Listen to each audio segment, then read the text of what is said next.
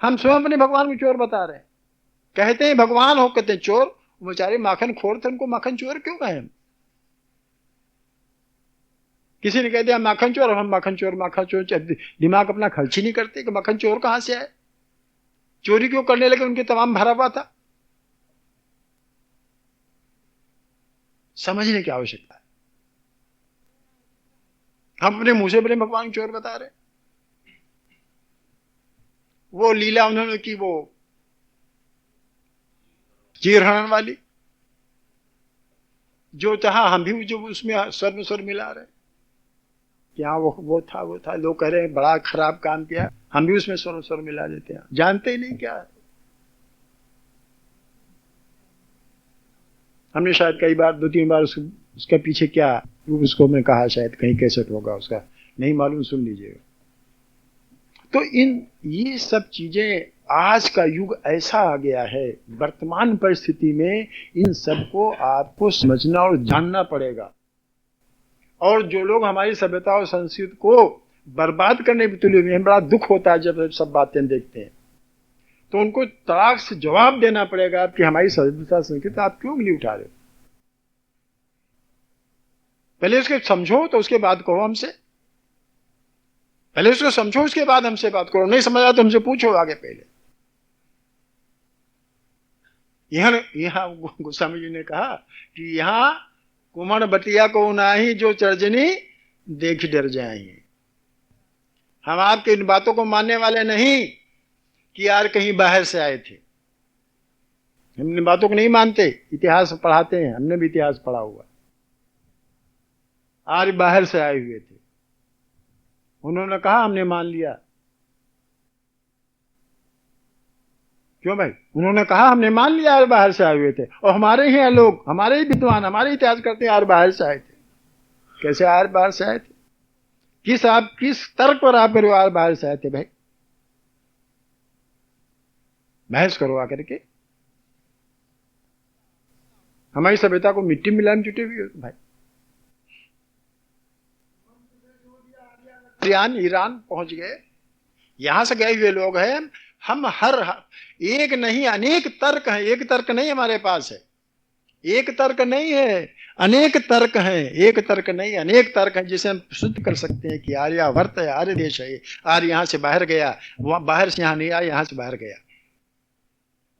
आर्य यहां से बाहर गया, बाहर से यहां नहीं आया। तो हम अलग पहुंच गए। हम बता रहे थे आपसे साधना के बारे में। तो विषय यह है कि पूजा या साधना हम क्यों करें, साधना करने की क्या आवश्यकता है हमको, इस पर विचार करना है। तो अगर इस पर विचार करना है तो फिर इस पर विचार करना पड़ेगा कि हम मनुष्य क्यों भैया? साधना कौन करेगा? मनुष्य ही तो करेगा साधना।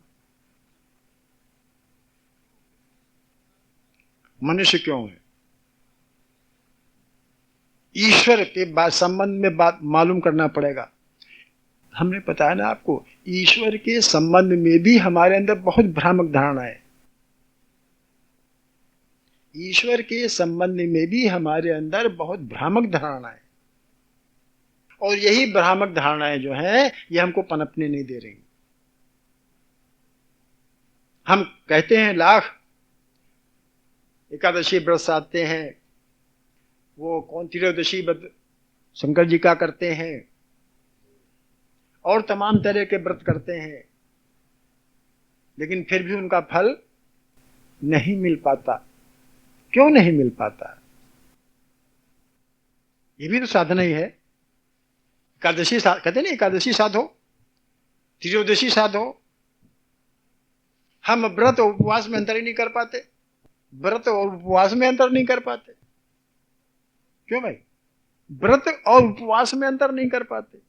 हमारी माताएं बहनें हैं, वो कहते हैं आज हम व्रत हैं। व्रत माने वो क्या कहती समझती हैं? उपवास। अन्न न खाओ, वो व्रत हो गया। और जबकि व्रत माने होते हैं संकल्प। व्रत माने होते संकल्प। कोई भी संकल्प कर लो जिस दिन व्रत रहना है, जैसे एकादशी के ही व्रत रहते हो, संतोषी माता के व्रत रहते हो। काहे व्रत है? संतोषी माता का व्रत है। संतोष तो नहीं, संतोष क्यों इतना नहीं है? क्योंकि वो जानते ही नहीं, बस खटाई न खाना ही संतोषी माता का व्रत हो गया। उपवास रख लिया, खटाई नहीं खाई, शुक्र का व्रत रख लिया, संतोषी माता का व्रत हो गया। क्या है? संतोषी माता व्रत है, आज हमको खाना नहीं खाएंगे, बस व्रत हो गया। ये संकल्प नहीं लिया, सुन लीजिए, ये संकल्प नहीं लिया, ये व्रत नहीं लिया,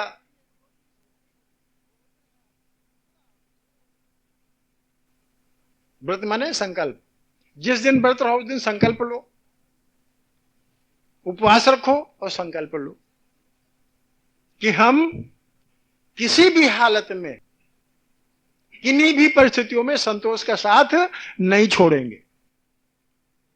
व्रत लो, संकल्प लो और फिर उसकी परीक्षा लो।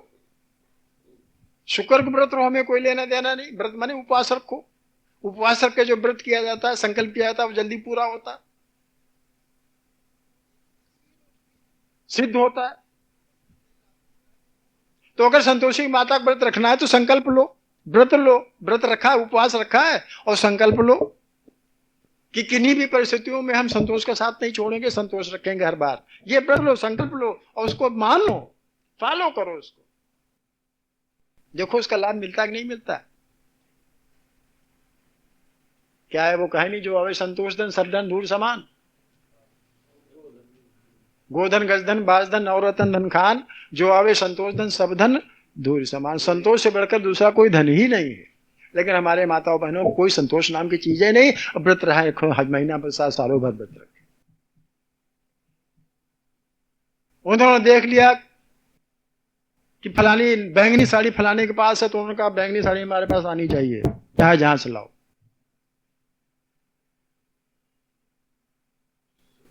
क्या फायदा व्रत रहने संतोष, जब संतोष ही नहीं है।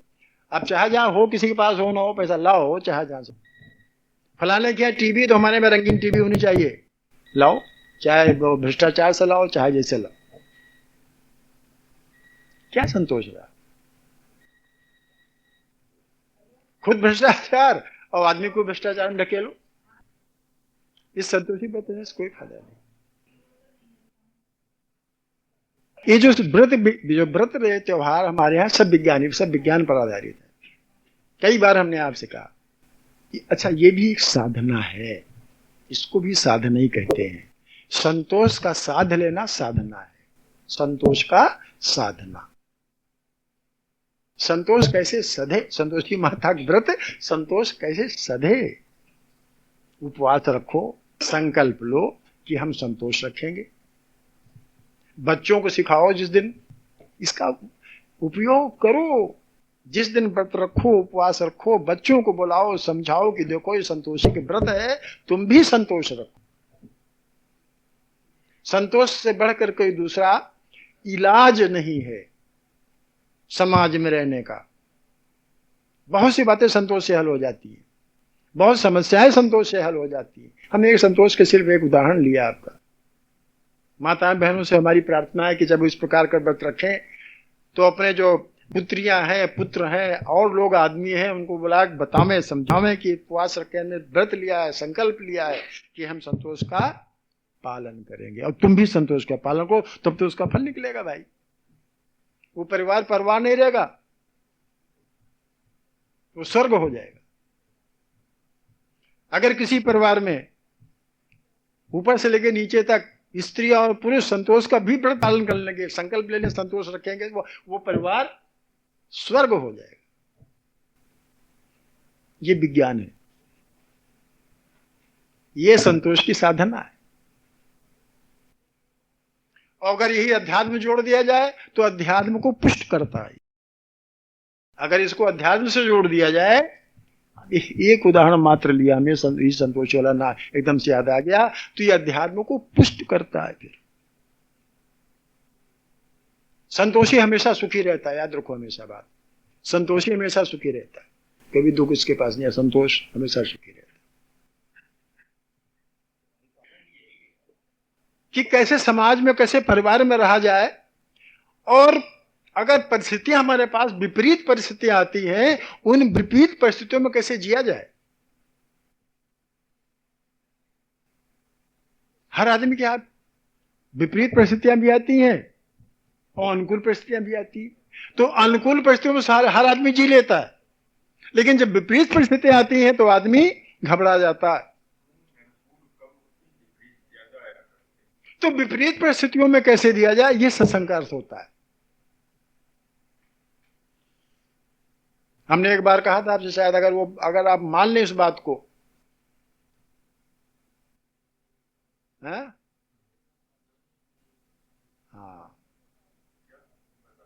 करने में सावधानी, होने में प्रसन्नता। करने में सावधानी और होने में, जो हो रहा है उसमें प्रसन्न रहिए, वो आपके बस की बात नहीं है। जो हो रहा है वो आपके बस की बात नहीं है, उसमें प्रसन्न रहिए। जो हो रहा है उल्टा सीधा, जो, क्योंकि वो आपके बस की बात नहीं, जो हो रहा है उसे होने दीजिए। उसमें आप टांग अड़ाएंगे, टांग टूट जाएगी। करने में लेकिन सावधानी रखिए। एक बात और बताई थी, अगर सब, याद होगा आपको, अगर सब कुछ करने के बाद भी, हाँ, अगर सब कुछ करने के बाद भी, इतना पुरुषार्थ करने के बाद भी अगर उसका फल नहीं मिल रहा है, तो इसके माने क्या होते हैं?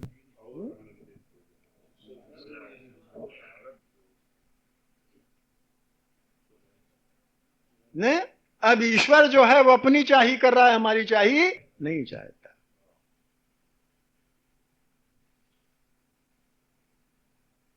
क्योंकि हमने एक बात दोहा याद दिलाया आपको कि मेरी चाही मत करो, मैं मूर्ख अज्ञान, और तेरी चाही में प्रभु है मेरा कल्याण।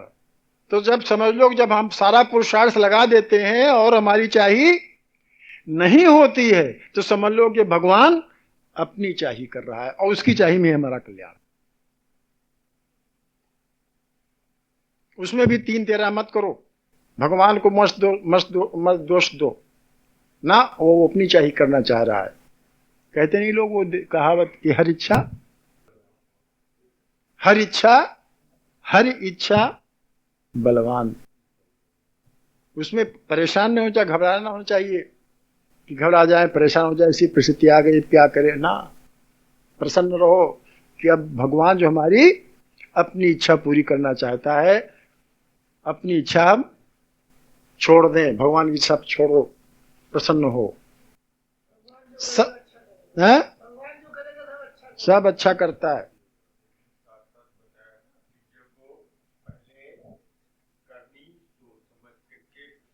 कई स्वरूप साधना की, ये भी एक साधना है, ये भी एक प्रकार की साधना है। पुरुषार्थ, देखिए, पुरुषार्थ और प्रारब्ध दोनों चीजें हमारे साथ चलती है। प्रारब्ध चलता है, पुरुषार्थ भी चलता है, ठीक है ना। अकेले प्रारब्ध छोड़ दो कि भाई जो प्रारब्ध लगा होगा, ऐसा नहीं। पुरुषार्थ भी करो। पुरुषार्थ करने पर भी अगर नहीं फल मिलता है तो प्रारब्ध छोड़ो। पुरुषार्थ करने पर भी अगर उसका फल नहीं मिल रहा है तो फिर प्रारब्ध पर छोड़ दो। प्रारब्ध अर्थात अपने ही कर्म, हमने कहे वही प्रारब्ध सामने। करता था सो क्यों किया, अब कर क्यों पछता है, और बोया पहले बबूढ़ का तो छोड़ो, हटाओ। अब ये कुछ कर्म हमने पिछले जन्म करे आए, हमको पता नहीं। पिछले जन्म कुछ करे आए हो, हमको पता नहीं है, छोड़ो। हमने ऐसा कुछ किया होगा जिसका फल मिल रहा है, छोड़ो। जो है सब भोगो, भोगने से छुट्टी मिलेगी। जितना भोग लगे वो छुट्टी पा गए उतना, क्योंकि भोगना तो है ही है। हमारे पास बहुत से लोग आते हैं,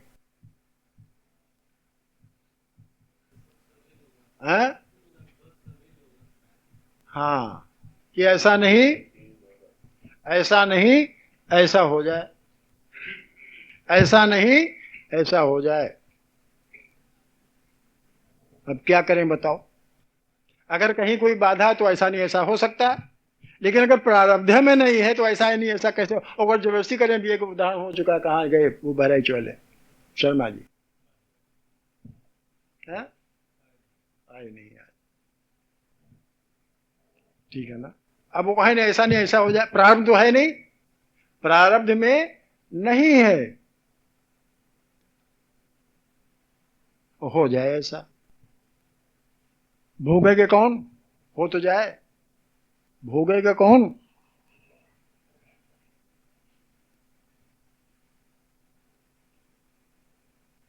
और चलो जो कुछ जिसमें कल्याण होना हो वो तो खैर हो सकता है, हो जाएगा, क्यों भाई पंकज जी? वो तो हो सकता है, लेकिन जिसमें कल्याण होना नहीं है हमसे कहो वो करो, क्यों भाई? जिसमें कल्याण नहीं होना है वो आप सोचते हो हमें इसी में कल्याण है, हम सोचते हैं इसमें आपका कल्याण नहीं।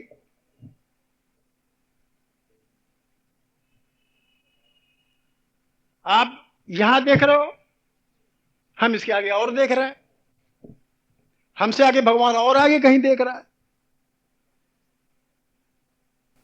उसका क्या होगा? आप हमसे नाराज हो जाओगे, हमने आपसे कहा था ऐसा नहीं किया आपने, आप तो हमसे नाराज हो जाओगे। हाँ कि हमने आपसे कहा और आप ऐसा कर सकते थे, ऐसा नहीं किया। ऐसे भी लोग हमारे पास, हमने आपसे कहा और आपने ऐसा फलाने कैसा किया और हमारे लिए ऐसा नहीं किया।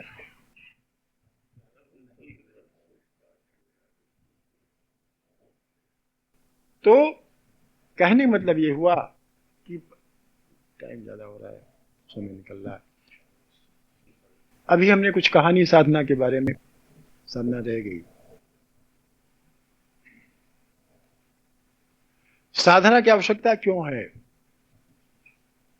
साधना की आवश्यकता इसलिए है कि भगवान ने बहुत कृपा करके हमें मनुष्य जन्म दे दिया है।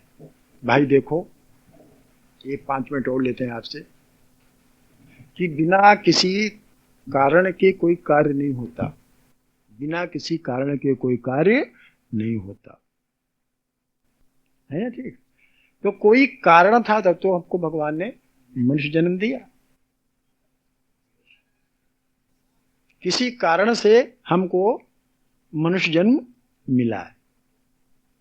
अब अगर इस मनुष्य जन्म को हमने सार्थक न किया, एक समय मिल गया है 10-20 साल का, 50 साल का, 60 साल का, 70 साल का, कृपा करके हमारे पास मनुष्य जन्म दे दिया भगवान ने, अब इसको हमें ऐसे ही गंवा दें तो कोई बुद्धिमानी बात नहीं हुई है। हम यहां क्या करने के लिए आए हैं भाई? कोई तो कारण होगा जब से यहां इकट्ठा हुए हैं। आप अपने लड़के को स्कूल भेजते हो, क्यों भेजते हो? स्कूल क्यों जाता है? पढ़ने के लिए जाता है ना। अगर वो पढ़ाई न करे, स्कूल जाता है पढ़ने के लिए, और अगर वो पढ़ाई न करके आवारात गर्दी करे, घूमे, तो उसने अपना जीवन नष्ट किया नहीं नष्ट किया? हम यहाँ आते हैं सत्संग करने के लिए। यहाँ क्या करने आते हैं? सत्संग करने के लिए आते हैं, अच्छी अच्छी बातें सीखने के लिए आते हैं। और अगर बजाय सत्संग के कुसंग करने लगे तो यहाँ आने से क्या फायदा? ठीक है ना भैया? ठीक इसी प्रकार से हमको मनुष्य योनि मिली, भगवान ने कृपा करके इस दुनिया में भेजा और मनुष्य बना के भेजा। अब अगर इस मनुष्य योनि को यूं ही गंवा दे तो उस देने वाले ने, जो हमको मनुष्य जन्म दिया, क्यों दिया? वो भी पछताएगा बाद में कि हम नाहक इसको मनुष्य जन्म दे दिया। हम तो पछताएंगे, और पछताए तो जानते हो कब पछताते हैं? जब मृत्यु सन्निकट होती तब पछताते हैं, बुढ़ापे में। कई बार हमने अब कहा कि जब बुढ़ापा आता तो सारी रील घूमती है कि हमने सारे जिन में क्या किया जीवन में, अब आगे आने वाला क्या होता है। तब हाय हाय करो, तब हाय हाय करने से कुछ नहीं होता। तब तो उस वक्त न बोल सकते हो, न कर सकते हो, न कुछ कर सकते हो। अब यही गिनो कि अब आगे में क्या करना है, क्या होना है, आगे कौन सी यातना क्या सहनी है हमें। उस वक्त जी छटपटाता है तो क्या होने, कुछ नहीं हो सकता था। अभी सचेत हो। इसलिए हम कह रहे हैं कि जो चीज जो होती वहीं जाती है। कई बार कहा आत्मा है वो परमात्मा की ओर जाएगी जाएगी। आग है, अग्नि का अंश कहाँ ऊपर है, सूर्य से निकली है, तो अग्नि जब भी जलाओगे ऊपर भागेगी। पानी नीचे रहता, जल जहां जहां ले जाओ नीचे भागेगा, मिट्टी नीचे भागेगी। आत्मा परमात्मा से अलग हुई है, इस शरीर में आई है, आबद्ध है, जब भी छूटेगी तो परमेश्वर की ओर भागेगी, इस आत्मा की परमात्मा की ओर भागेगी। उसे क्यों ना मुक्त कर दें हम भाई, क्यों बनाए रखें उसको हम? ये मनुष्य अब हमें ज्ञान दे दिया है ना। अगर हमें भोग भोग नहीं होता तो अनयोन्य तमाम भोगते चले आ रहे हैं। पशु योन, पक्षी योन, थल चर नभ, क्या है, थल चर नभचर और पता नहीं कौन कौन चर, इतने हमें योनियां मिल चुकी है, सभी भोगते चले आ रहे हैं, भोगते चले आ रहे हैं, विषय भोग भोगते चले आ रहे हैं। और इस मनुष्य योन में आकर भी वही विषय भोग भोगे, वही विषय वही भोग, तो फिर इससे अच्छा पशु योन है, क्यों? वहां तो कुछ करना ही नहीं, वही बन जाए, चलो वही फिर बनो वही, तो इससे कोई फायदा नहीं हुआ।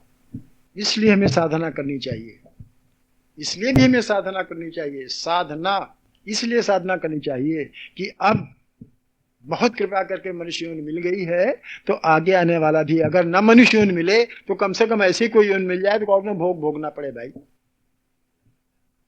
और कैसी साधना? लोग कहते हैं हमें परमात्मा को प्राप्त करना है। परमात्मा कैसे प्राप्त करोगे भाई? जो चीज प्राप्त है उसे कैसे प्राप्त करोगे, ये मेरी समझ में आता, आज तक नहीं समझ में आई। जो चीज प्राप्त है उसे कैसे प्राप्त करोगे, ये अब आज तक किसी हमारी समझ में अभी तक नहीं आई। लोग कहते हैं परमात्मा को देखें, परमात्मा कैसे देखोगे? जो चीज दिखाई देती नहीं उसे कैसे देखोगे? हम कहते हैं गर्मी को दिखाओ, और जो चीज गर्मी, ठंडक दिखाओ, दर्द को दिखाओ, सुगंध को दिखाओ। जब इतनी चीजें नहीं देखी जा सकती तो इनसे भी जो सूक्ष्म परमात्मा वो कैसे देखा जा सकता है भाई? जो देखने की चीज वही देखी जा सकती है। तो ये प्राप्त जो पहले से ही प्राप्त है, बिना परमात्मा के हम रह ही नहीं सकते।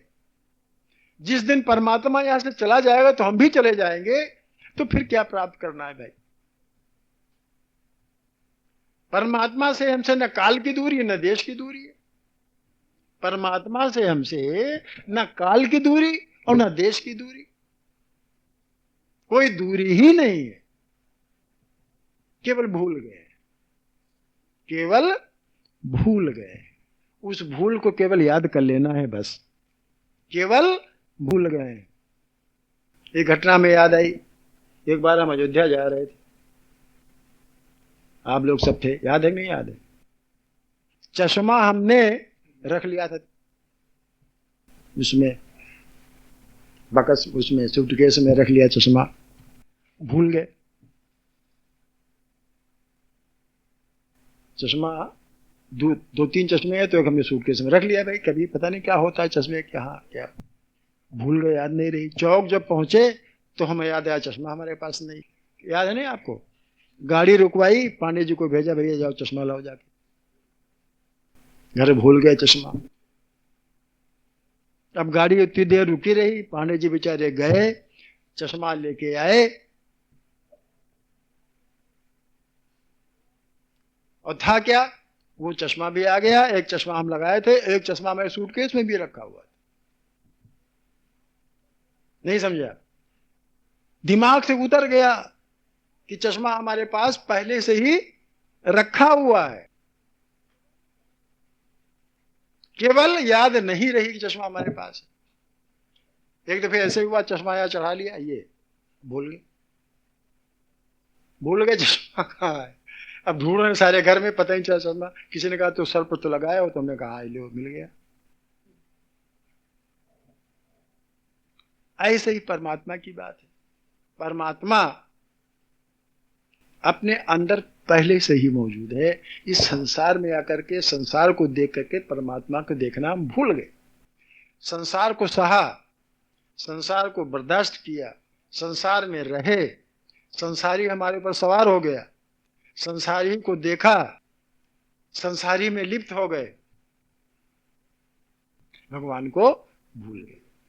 केवल हमें भगवान को प्राप्त नहीं करना है, भगवान को याद करना है। जो भूल गए वो भूल को समाप्त कर देना है। अब ये भूल कैसे समाप्त हो, कैसे हम परमात्मा को याद करें, इसको साधना बोलते हैं। हमने कई साधना रूप बताए आपको, साधना के कई रूप हमने आपको बताए कि साधना किसे कहते हैं और काहे की साधना। संतों के वचन में जो अमृत होता है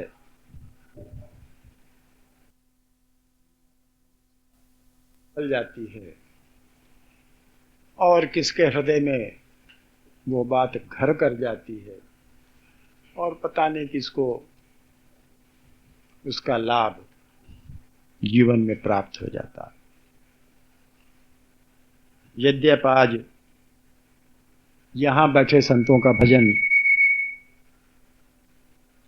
नहीं सुन पाए, समय का अभाव, कुछ अन्य कार्यक्रम आज कुछ है विशेष था, कुछ लोग उपस्थित नहीं हो पाए, कुछ लोगों के यहाँ आज ये दिन